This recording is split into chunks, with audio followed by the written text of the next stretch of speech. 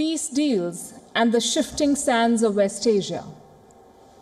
And I would like to invite Mr. John Bolton, former National Security Advisor of the United States, to open this session from New York. He was the National Security Advisor to former U.S. President Donald Trump between 2018 and 19, and has served as the interim U.S. Ambassador to the United Nations. Please welcome our keynote speaker for this session, John Bolton. Well, thank you very much for being invited to speak to the conference, even if only virtually. It's obviously a very, very timely subject to look at the Middle East, West Asia, as you might call it, because a lot has happened in the past few years, and I think there's every prospect for a lot more happening. Some of it good, some of it very, very dangerous indeed. I think, of course, the most recent headline is the recognition of Israel and the exchange of full diplomatic relations by two key players in the region, Bahrain and the United Arab Emirates. What is it that has brought this about? I certainly don't underestimate the amount of diplomatic effort that was required, and it's a significant achievement. But I think it's important to understand these recognitions as a reflection of the shifting geostrategic tectonic plates of the region. It's a reflection, not a cause, of these changes. And what is the rationale for that change? I think the appreciation that between the Gulf Arab states and Israel and others, that the main threat to regional peace and security is not Israel, it's Iran. And their perception of that threat has triggered not just the formal diplomatic exchange, but an intensification of political and military and intelligence cooperation. So this is a growing, and I think it will be a continuing and expanding amount of cooperation. But also, and I think this is important for the Gulf Arab states, the potential for stability that will bring outside foreign investment into their region as well, no longer just being a place where sovereign wealth funds invest around the world, but where more and more resources will be applied to the Gulf states themselves. Obviously, the big unspoken subject here is the future of oil, its continued use for transportation and many other uses, but also whether the oil resources and natural gas can be used for other things in chemicals and plastics to provide continuing supply of revenue for the states that have these resources, but to guard against the possibility that oil revenues will fall and not be replaced. They want to generate other economic activity. This is also important to understand that other outside powers, I think, will be playing a larger role in the region. But other countries, I think, have begun to play a more important role, and they could roil the waters in the Middle East to a significant extent. Russia's already doing that. It's over the past several years enhanced its position in Syria. It's a principal player in the surrogate civil war inside Libya. China, obviously, is a consumer of energy, sees the Middle East as a source for petroleum that it needs. I think this is a worrying aspect for the countries of Southeast Asia and India as China tries to continually expand in its efforts to achieve hegemony, certainly in East Asia and I think beyond that as well. And Turkey, conceitedly a regional country, but a country that's changed its policies substantially under Recep Erdogan, pursuing what I can only call neo-Ottomanist impulses in the region, certainly in Syria and other places. It's behaved in a way contrary to what I think its NATO obligations are. I am hoping that the 2023 presidential election in Turkey shows the people reflecting they don't want to follow the path Erdogan is on. So there are a lot of factors working in West Asia, some of them optimistic, some of them much more concerning. This is a subject that we could all talk about for days. I'm sorry I'm limited to this brief survey, and I'm particularly sorry I'm not with you, but look forward to further conversations more in person when the days of the coronavirus are over. Thank you again for inviting me.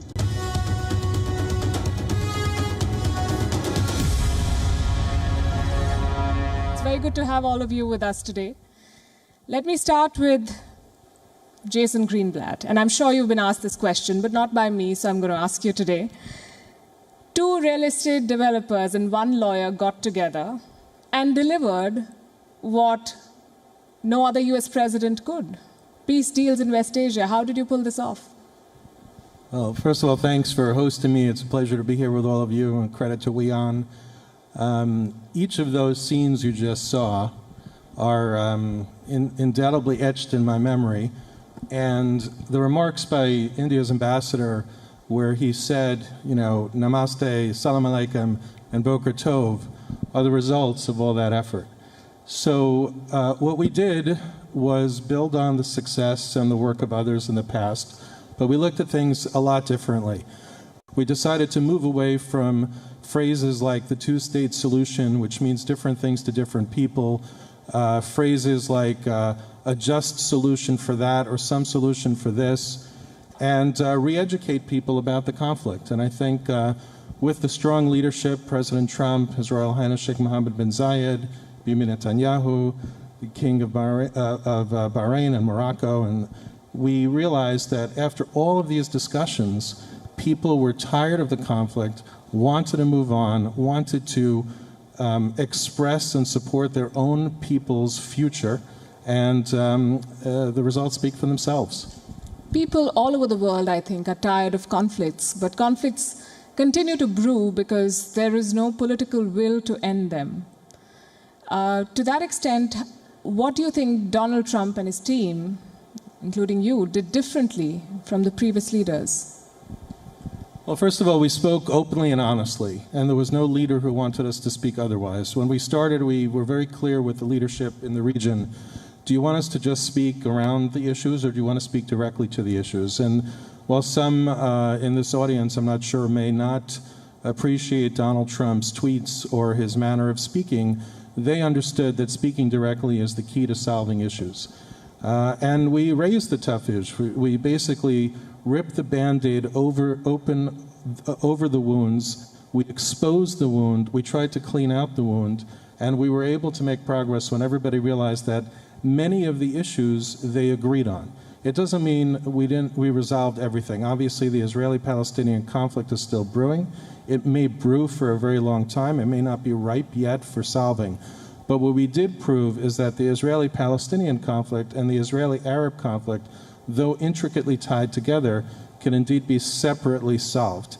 And that's essential for this region, given all the other conflicts around the world, the instability. Of course, we didn't know about COVID at the time, but it only helps with the COVID situation that some of this conflict is now quiet and will lead to a better future. Mustafa Noman, Donald Trump, and this is an understatement, was among the most unconventional presidents that America has seen, and this was arguably his biggest foreign policy win. Did it come as a surprise to you, or do you believe that the region and the political leaders of all of these countries were anyway prepared, and who was in the White House was incidental more than instrumental? Look, I might be not very optimistic, okay? And my belief is that although these agreements are a very important step towards a better future, a more secure future, but we have also to recognize and admit that unless the grievances of are solved justly, will happen in the future will also not be reflected on the ground. Having said that, these agreements between, or the Abraham's Accords are, as I said, are very important and they are pivotal. Maybe this will help alleviate the the suffering of those who are not included in this, and I mean the Palestinians.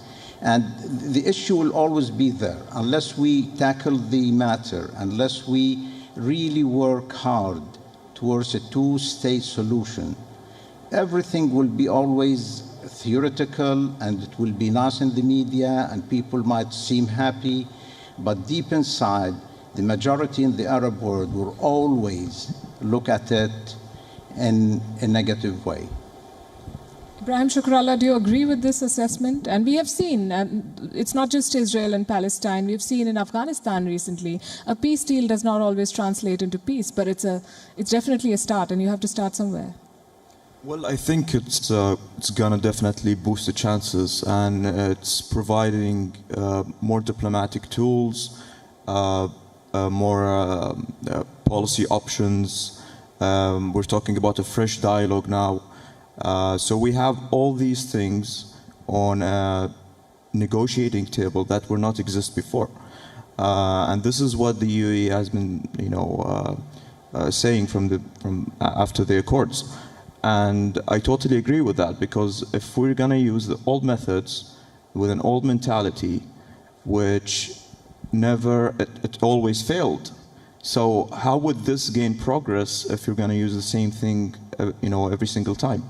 I think the Abraham Accords was a historic event, and obviously the UAE and obviously Palestine will always be cornerstone of the UAE's foreign policy, and I'm sure most of the foreign policy of most of the Arab states. And I see the profitability of the Abraham Accords for all of the countries that normalize ties with Israel. Floor Hassan Nahum is with us. The question I want to ask you is, and welcome to the summit, what has this accord, what have these peace deals meant for the people of Israel, and how has it changed their perception of the region? Well, it's wonderful to be with all of you, and I'm so sorry that I couldn't be there in person. I really tried to, but traveling these days is very challenging. I'm here in Jerusalem, and I'm very happy to be in your conference virtually. So for Israel and Israelis, this has changed everything. For years, all we really wanted was to be accepted as a regional partner in the region.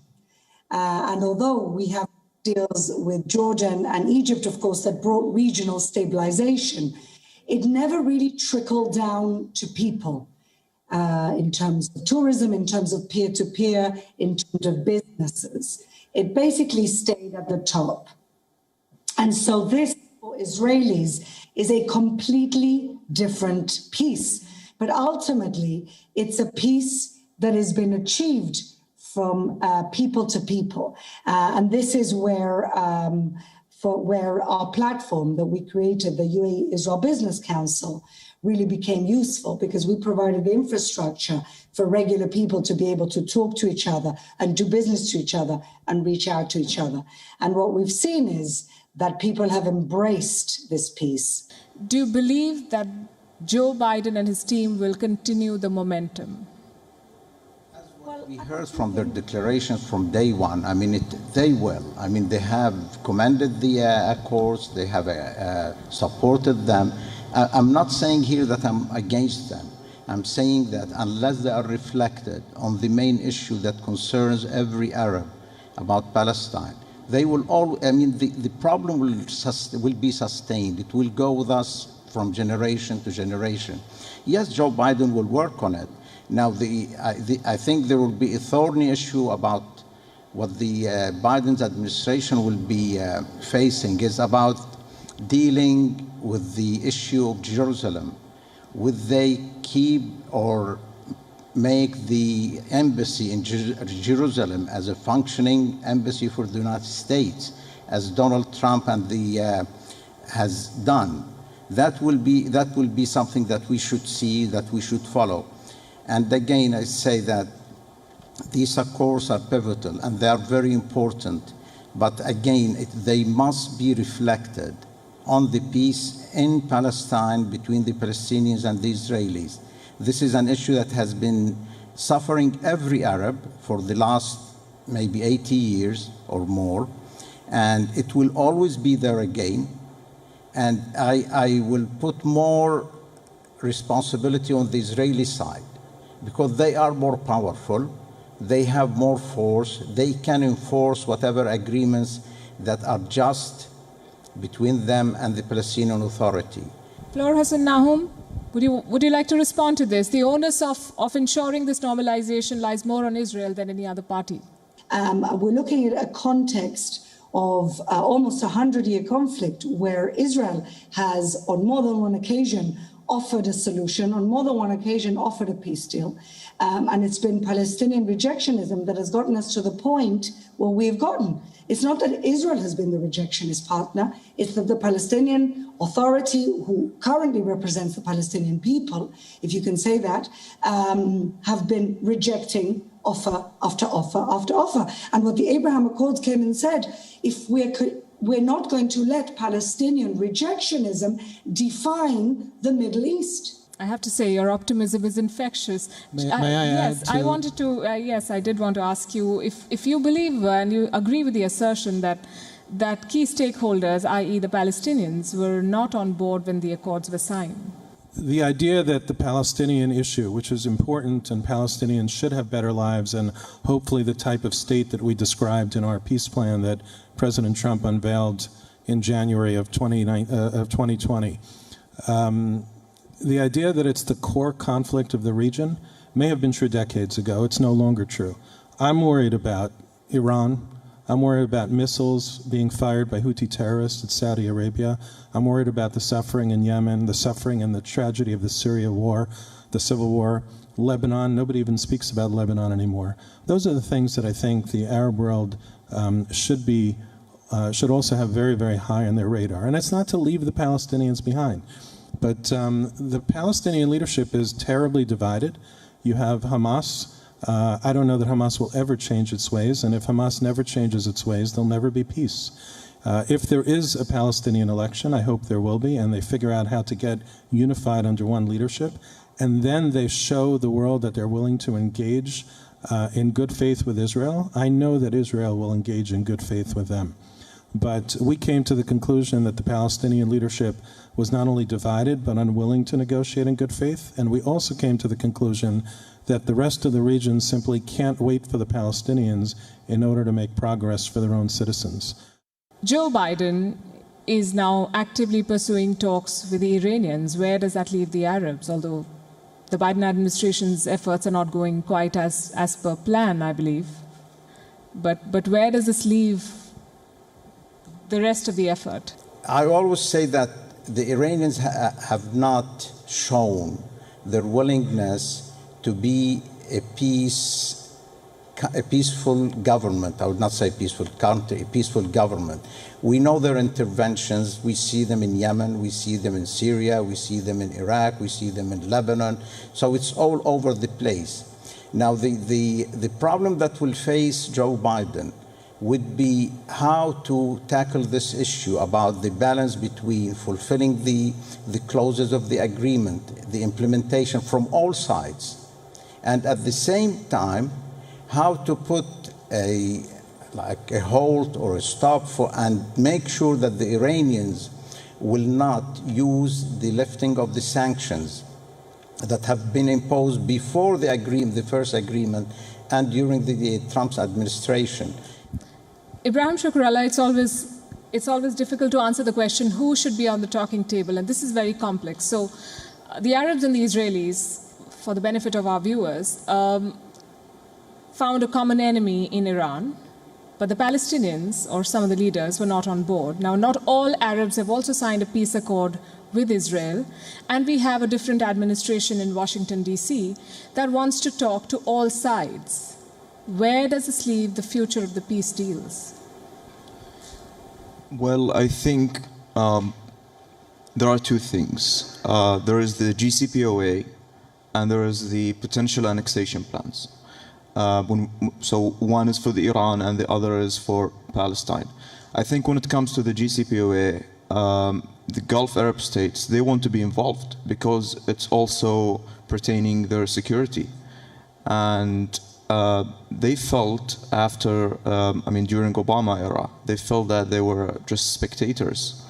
And they want to be involved, and I think a new deal should really address the ballistic missile program, proxy wars, sponsoring terrorism, and obviously nuclear proliferation. So when it comes to the annexation plans, I think if there is a really desire for peace by the Biden administration and the Israelis, then resuming annexation plans would really obstruct any peace in the future. And the UAE, I think, and other Arab states that normalize ties with Israel were clear from the beginning that, suspension of annexation would be really positive, and it's a progress. And we hope that, and I personally hope that the Israelis would not resume or would not go ahead with the annexation plans. Mustafa Nouman, I want to take it from where, the point that she mentioned, the only parties that opposed the Abraham Accords in the Knesset were the Arab parties. And you're a politician, and you would appreciate this more than most people, that sometimes conflicts become the raison d'etre for some political leaders and parties, and they end up becoming impediments to resolutions. Do you believe that that might be the case with some sections in Palestine, if not all? I agree with you, Jason, that the Palestinian leadership has not been positive, and I might even add they were corrupt, and the Palestinian cause was taken hostage in their hands, and they were consuming it for their own personal interest, for being leaders forever. And we see the ages of all these leaders. They are so old, they have been there and they don't want even to leave it for the new generation that might have a different view, that might have a different perspective to the whole problem. And I agree with that. But at the same time, I say that because Israel has a more powerful stature in that geographical location, they have more responsibility. They can alleviate the grievances of the people, and then you will see the real positive impact in the Arab world. I'm taking closing comments. Yes, please.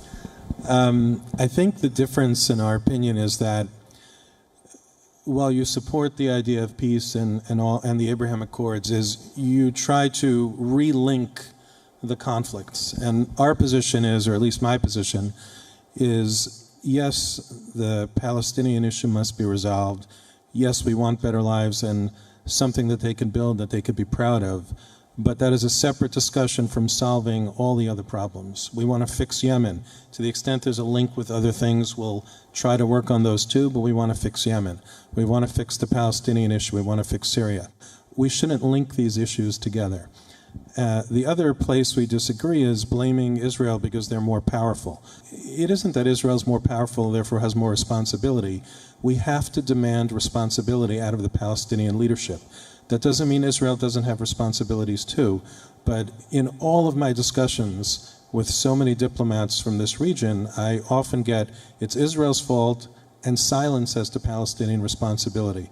And our position is, again, my position is, let's demand responsible leadership out of the Palestinians, and then we'll talk about responsibility of everybody else and how everybody else can help. Right.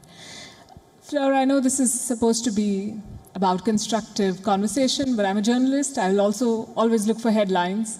And your country has just had an election. We're waiting for the winner to be announced.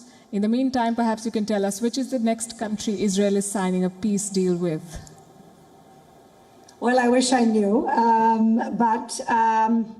Look, there's a lot of talk about different countries, of course. I would guesstimate that looking in the direction of Oman, who have also a young leader who's just come in, who is interested in peace and normalization with Israel.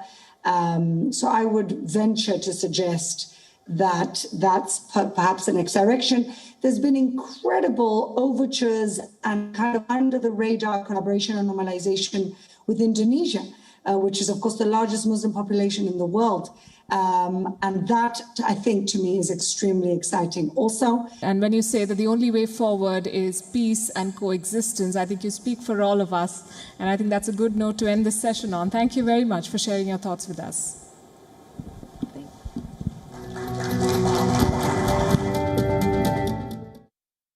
The post-pandemic world order.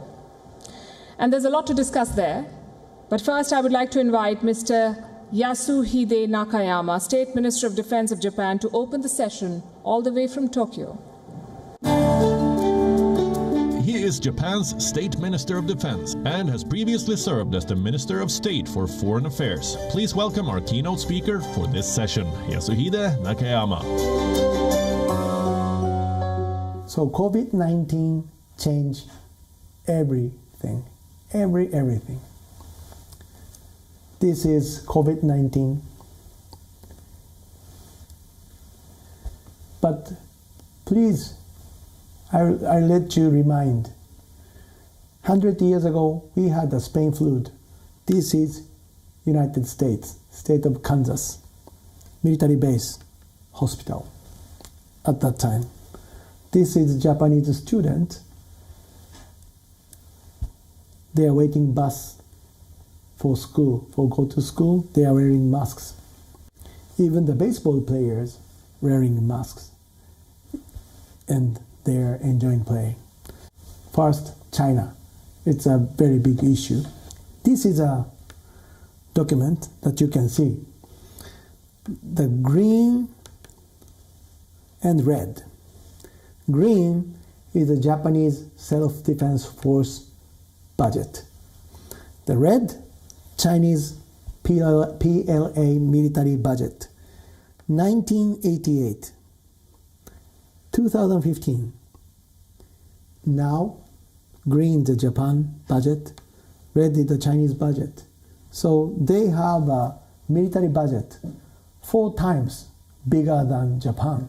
If Chinese submarine launch missile from South China Sea, you can see lots of man-made islands around here, made by China. But they launch missile once. They can shoot down the White House on east coast of the United States soil. Means this whole area can covered by the Chinese missile. So I live in Japan. I'm very much worried about this missile. So using power, military power, to change the situation is not healthy. It's very, very unhealthy. Here is India. This is Japan. This is China, Russia. And this is free, open Indo-Pacific. Very important geopolitically, because all the package oil from Middle East through this region and coming up to Japan or to the Pacific Ocean. Free, open Indo-Pacific is very key point of peace and stable of world politics and world order. So how to hedge the risk of the war, World War III, is the theme of for the next generation. So today, I would like you to think to hedge the risk of the war is to unite and make friends. I hope the world try to understand the situation, what's going on now. So thank you very much, and hope to see you soon next time in India with WION News. So thank you.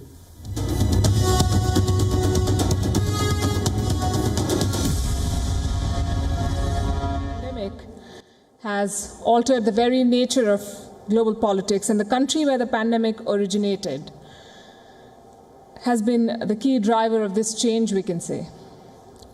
Life-saving vaccines are now a part of the great power competition the world over. Influence has changed direction. It is now shifting towards Asia. our global engagements have changed in the past 1 year. While the pandemic opened opportunities for new alliances, it also heightened the sense of American exceptionalism and Chinese revisionism. And above it, it exposed a leadership vacuum. And that's what we will discuss in the next session. Our focus is on the post-pandemic world order.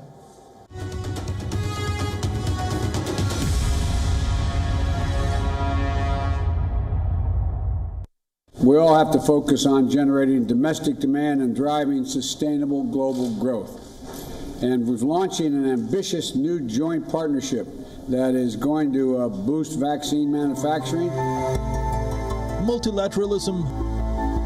We've taken back control of our laws and our destiny. Or protectionism. Equality and justice. Or xenophobic isolationism. Economic giants or emerging powers. Complementary policies or confrontational nationalism. What will dominate the post-pandemic world order? Joining us for this session, Ranil Wickremesinghe, former Prime Minister, Sri Lanka.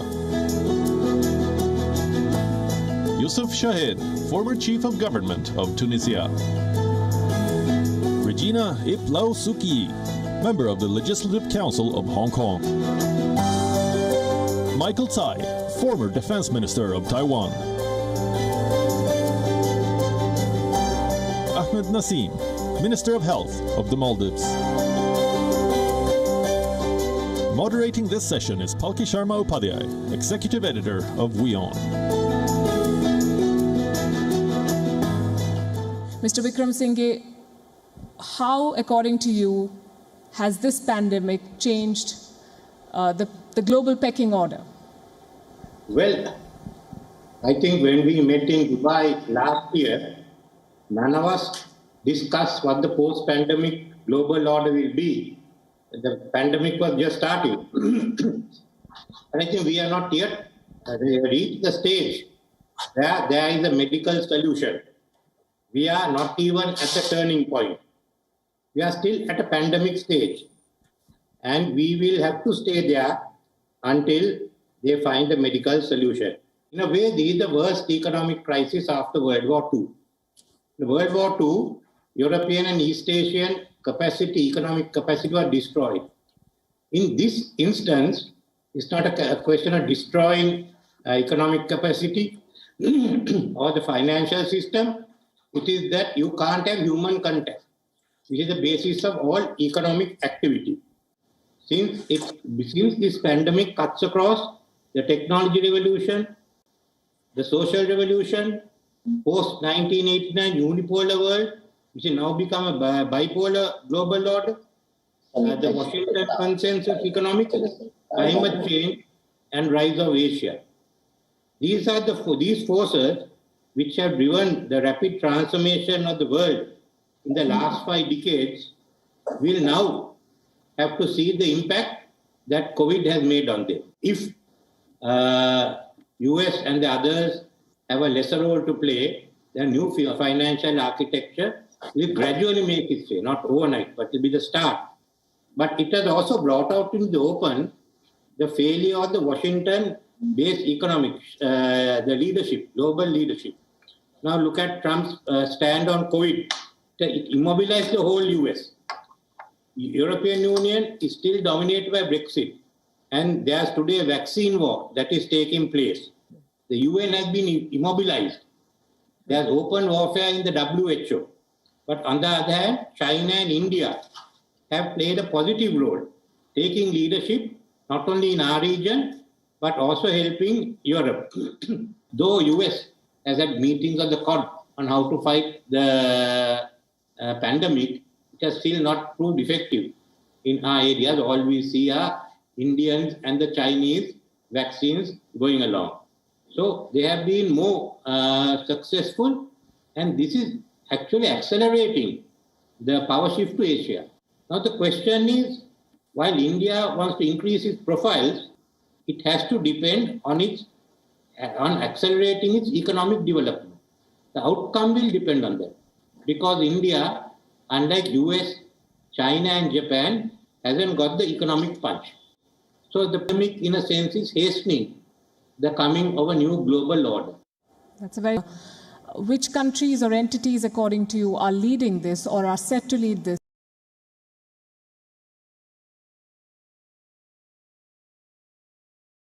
in the foreseeable future? When confronted with death, people will look to who will save them.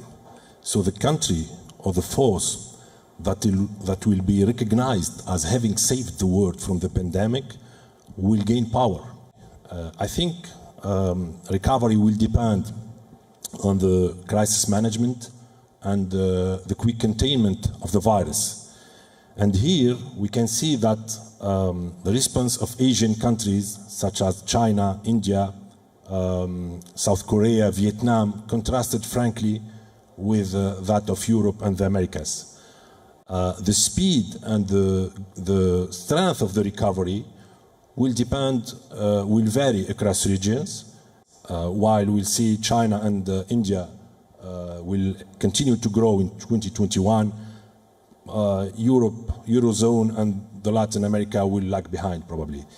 The crisis, it is clear that there was no global, neither country played a global leadership role during the pandemic. This is clear. And I think it is unlikely that the new leadership will come from one country. The US, despite the political change, I think unilateralism will persist for a while due to internal economic issue and reconstruction, and probably US interest to the world will be smaller. And China will probably try to continue to promote its model, especially including how they contain the virus.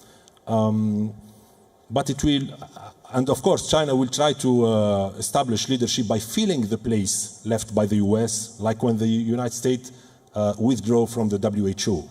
But it must be tough, and I think it will be very challenging for China to provide it. Too early to tell. What we can tell, though, is that in a crisis like this, in an ideal world, and this is a question for Regina IP Losuki, who is with us from Hong Kong, in an ideal world, superpowers or countries would see themselves in the role of a potential superpower, would come together, would help their own people and the people around them in other countries to overcome the crisis. But unfortunately, in this pandemic, we've also seen the rise of expansionism of a particular country, and Hong Kong has been at the receiving end of that more than most other regions in the world.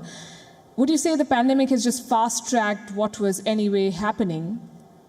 And do you believe that the past few months will serve as a wake-up call to the world on why they need to diversify supply chains, for instance? They need to find alternatives to countries that pursue aggression as a state policy. COVID pandemic fully illustrates the political crisis, the lack of leadership, and the unwillingness to provide help to the international community exhibited by the developed countries, particularly US and Europe, the so-called leaders of the free world.